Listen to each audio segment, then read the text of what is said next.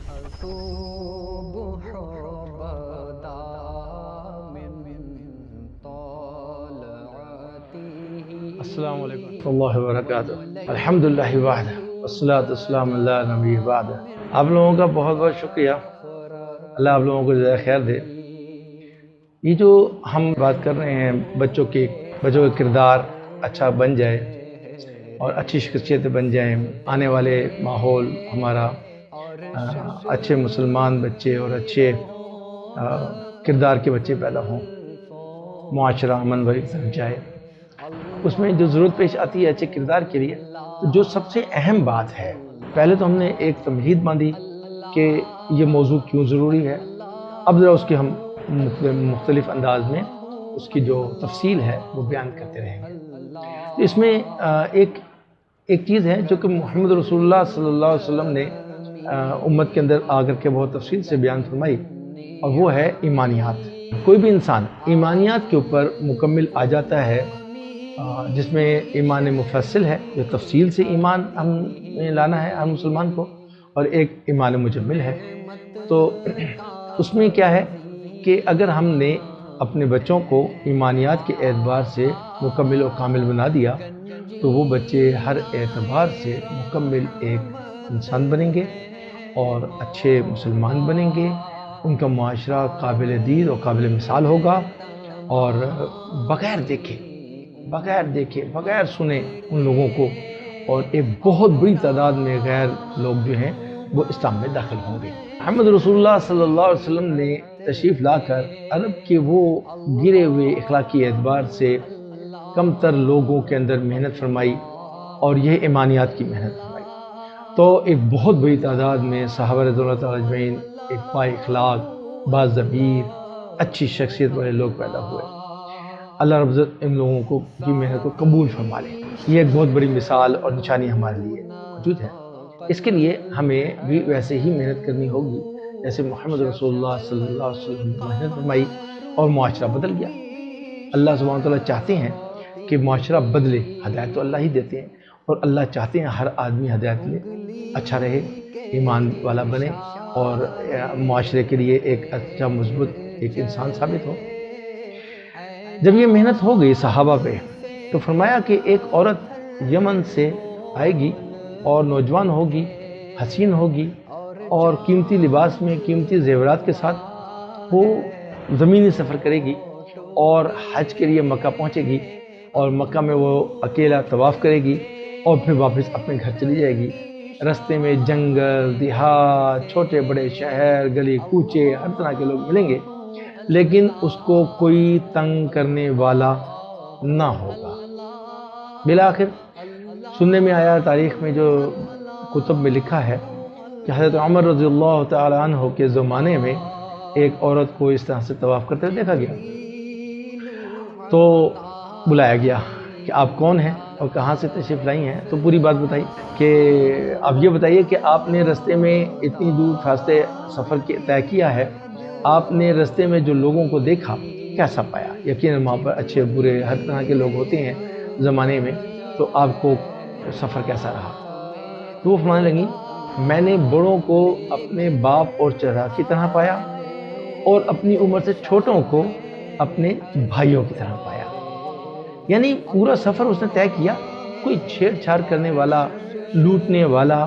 کسی قسم کا کوئی نہ ہوا، ہر کوئی خادم محبت کرنے والا تھا۔ اب یہ نتیجہ نکلا، ایک چھوٹی سی مثال صحابہ رضی اللہ عنہم کے دور کی، کہ محمد رسول اللہ صلی اللہ علیہ وسلم کی اعمال اور ان کی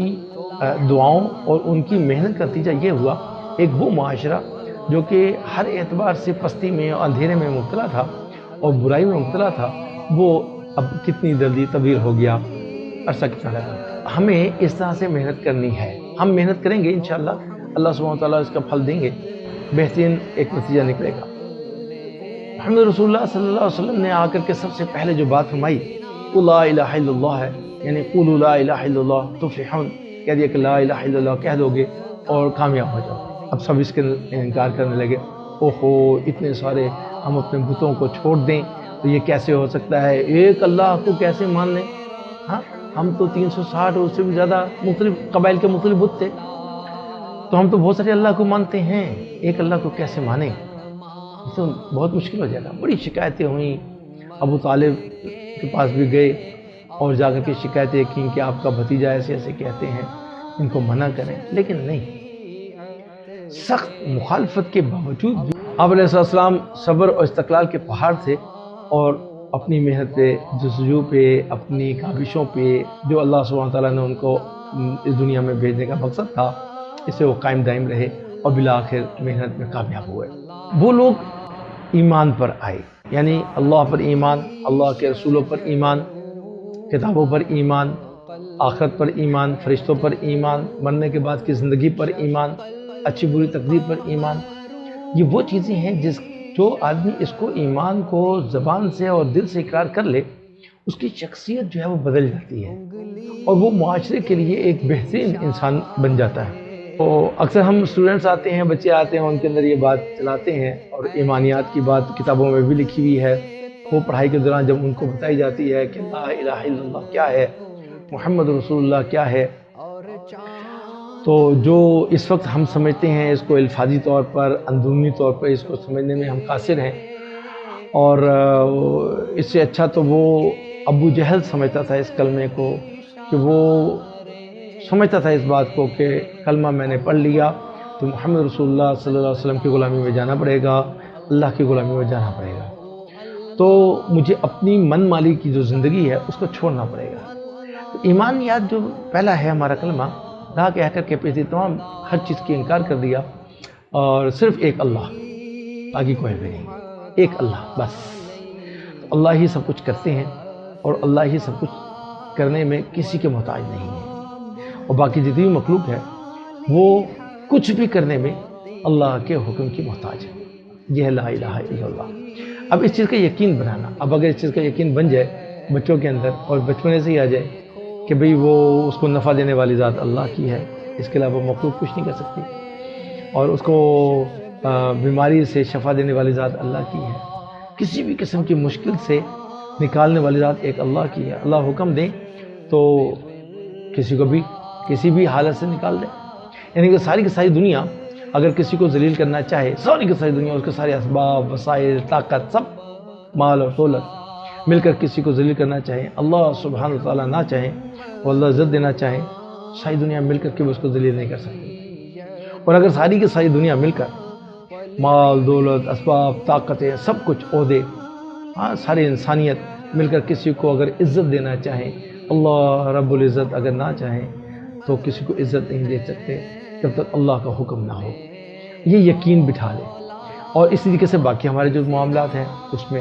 تو عمومی طور پر ہم لوگ جو ہے نا وہ بچوں کو مشینی اعتبار سے اور دنیا میں رتبے ہیں، طاقتیں ہیں، ان سے متاثر کرواتے ہیں، عہدوں سے متاثر کرواتے ہیں، چیزوں سے متاثر کرواتے ہیں کہ ایسے کر لو گے تو تمہیں فائدہ ہو جائے گا، تم کامیاب ہو جاؤ گے، لیکن تعارف نہیں کرواتے، متاثر نہیں کرواتے تو ایک اللہ کی ذات سے متعارف۔ وہ ایک صرف زبانی کلامی باتیں چل رہی ہوتی ہیں گھروں میں، یا ایمان بنوانا ہے، چیزوں سے کچھ نہیں ہوتا، یہ کہنا ہے بچے کو، کہنا ہے ایک اللہ سے ہوتا ہے، اللہ کے حکم سے ہوتا ہے، چیزوں میں طاقت ہی نہیں ہے، یعنی کہ اس کو اس بات کو بتانا ہے کہ چھری کاٹتی ہے اللہ کے حکم کی وجہ سے، ورنہ چھری میں طاقت نہیں ہے خود سے کاٹے، اللہ اگر حکم نکال لے تو چھری کاٹ نہیں سکتی۔ ابراہیم علیہ نبینا علیہ الصلوۃ والسلام حضرت اسماعیل علیہ نبینا علیہ الصلوۃ والسلام کے گلے پر چھری پھیر رہے تھے، اللہ رب العزت نے حکم نکال لیا، نہیں کاٹ سکی۔ اسی طریقے سے پانی، اب بچوں کو ہم کہتے ہیں پانی میں جاؤ گے ڈوب جاؤ گے، پانی اس کو یقین ہو گیا پانی ڈبو دیتا ہے، لیکن پانی میں ڈبونے کی طاقت نہیں ہے، اللہ رب العزت کا حکم کے بغیر پانی ڈبو نہیں سکتا، اور اللہ حکم دے پانی ڈبو دے گا۔ موسیٰ علیہ نبینا علیہ الصلوۃ والسلام، پانی نے ان کو نہیں ڈبویا، وہ آرام سے سفر کر کے نکل گئے، اور اس کے بدلے میں جب فرعون آیا تو پانی نے اس کو ڈبو دیا، اللہ کا حکم آ گیا ڈبونے کو۔ ہاں جی، تو آگ ہے، ہم بچوں کو کہتے ہیں ہاتھ ڈالو گے جل جائے گی، ہر ایک کا یقین ہے،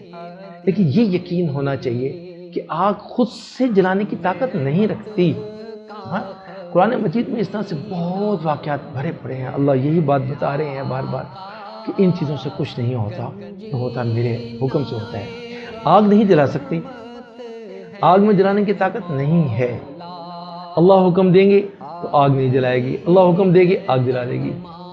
اب وہ کیا ہے؟ حضرت ابراہیم علیہ نبینا علیہ السلام آگ میں پھینکے گئے، اللہ کا حکم آ گیا، آگ ٹھنڈی ہو گئی، آگ نہیں جلا سکتی۔ اور ویسے دنیا میں جو بھی آئے آگ جلا دے گی۔ 40 دن بہترین زندگی کے 40 دن انہوں نے آگ میں گزارے اللہ رب العزت کے حکم سے۔ تو دنیا کے اندر جتنے بھی وسائل ہیں، اسباب ہیں، جو کچھ بھی ہو رہا ہے یہ اللہ کے حکم سے ہو رہا ہے، اس بات کا ہم نے یقین بنوانا ہے۔ اور اس طریقے سے بھرا پڑا ہے قرآن مجید واقعات سے، اللہ کی بڑائی سے، اللہ کے کرنے سے اور مخلوق کے نہ کرنے سے۔ تو قرآن مجید کی اس ہدایت کو اگر ہم اس طرح سے بچوں کو سکھائیں کہ ایمان اصل میں جو ہے وہ اللہ کو اس طریقے سے ماننے میں ہے، اور مخلوق سے کچھ نہیں ہو سکتا، اس کی بڑائی، اس سے ڈرنا، اس کا خوف، اس سے کچھ ہونے کا یقین یہ دل سے نکال دینا ہے، تو یہ انسان ایک مکمل اور کامل مسلمان بنے گا، اور کبھی بھی وہ لالچ میں آ کر کے کسی کو دھوکہ نہیں دے گا، کسی کی جیبیں نہیں کاٹے گا، پیسوں سے ہونے کا یقین نہیں ہوگا اس کو، کسی کو قتل نہیں کرے گا، کسی کی جائیداد پہ قبضہ نہیں کرے گا، ہاں تو امن آ جائے گا۔ اور ایسے ہی اگر اس کے اندر اس بات کا یقین ہو کہ اللہ ہی سبحانہ تعالیٰ جو ہیں وہ سب کچھ کرنے والے ہیں، ان کے حکم سے ہوتا ہے، تو اپنی کامیابی کے لیے وہ کسی کی لاتیں نہیں کھینچے گا، جھوٹ نہیں بولے گا، وہ اللہ کے اوپر یقین رکھے گا، اور اللہ ہی عزت دیتے ہیں، اللہ ہی کے حکم سے کامیابی ملتی ہے، تو وہ اللہ سے توقع رکھے گا، اچھا گمان رکھے گا، اور نیک اعمال کرے گا، ہر ایک کے لیے بھلائی کے لیے سوچے گا، پازیٹیو سوچے گا، تو اللہ سبحانہ تعالیٰ اس کو کامیابی بھی دے دیں گے، اور ساتھ میں معاشرے میں امن آ جائے گا۔ ذرا سوچئے کتنی گہری بات ہے یہ جو محمد رسول اللہ صلی اللہ علیہ وسلم نے ہمیں دے دی، لیکن آج ہم کتنا دور ہیں اس بات کو سمجھنے کے لیے کہ کلمہ کتنا عظیم ہے، اور ہم اس کو صرف زبان سے بولتے ہیں، سمجھنے کی کوشش نہیں کرتے۔ تو میری بھی یہ ضرورت ہے، میں بھی انشاءاللہ اس کوشش میں ہوں، اللہ میرا بھی یقین بنا دے، اور آپ لوگ بھی دعائیں فرمائیں اور محنت کریں، اس کی دعوت دیں، بچوں کو بھی سمجھائیں، سکھائیں، اور مزید اس پہ ہماری ویڈیو آتی رہیں گی انشاءاللہ، اور ایمانیات کے اعتبار سے جتنے بھی ہمارے پہلو ہیں ایمان کے، ہر اعتبار سے اس کو بولتے رہیں گے، بات کرتے رہیں گے۔ آپ بھی احباب کی ضرورت ہے، آگے بڑھائیں، جتنا آگے بڑھے گا انشاءاللہ نفع ہوگا۔ جزاکم اللہ خیر۔ ایک بار پھر بہت بہت شکریہ آپ کا دیکھنے کا اور سبسکرائب کرنے کا، لائک کرنے کا، مزید لائک کریں اور لوگوں کو کہیں وہ بھی سبسکرائب کریں، اچھی بات آگے پھیلانے میں مدد کریں۔ السلام علیکم و رحمۃ اللہ۔